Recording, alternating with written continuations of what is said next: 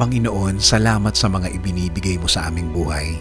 Salamat sa mga pagkakataong lagi kayong andyan para kami tulungan. Salamat sa moments na kailangan namin kayo ay lagi kayong andyan. Lord, maraming dumadating at alam kong maraming parating. Alam ko kung titingnan mo ang lahat ng sitwasyon ngayon, ang lahat ay may kaba sa mga panahon ngayon.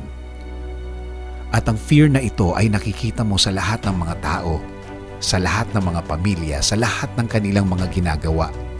Minsan, Lord, nagiging gabay pa nila sa kanilang plano ang fear na nasa tao ngayon. Panginoon, alam namin ang lahat ng ito'y kaya namin. Ang lahat ng ito'y kaya naming salubungin at harapin as long as you are there for us, Lord. As long as your love will protect us and guide us. Your presence and your word and our relationship with you will be our strength and refuge.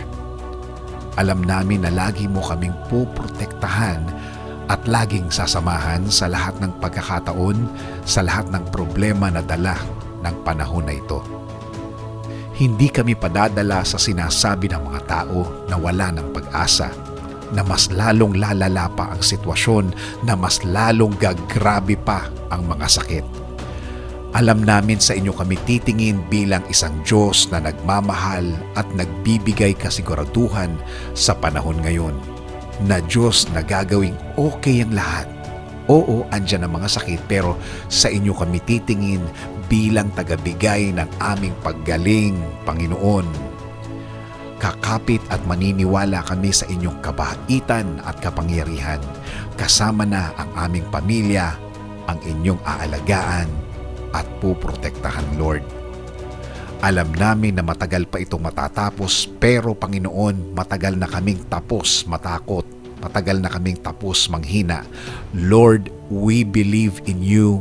We will focus on you. Ngayon pa lang, Panginoon, salamat dahil alam namin na tuloy ang proteksyon na nakukuha namin sa inyo. And Lord, once again, kaya namin ang lahat ng ito basta kasama namin kayo. This is our prayer. In Jesus' name, Amen.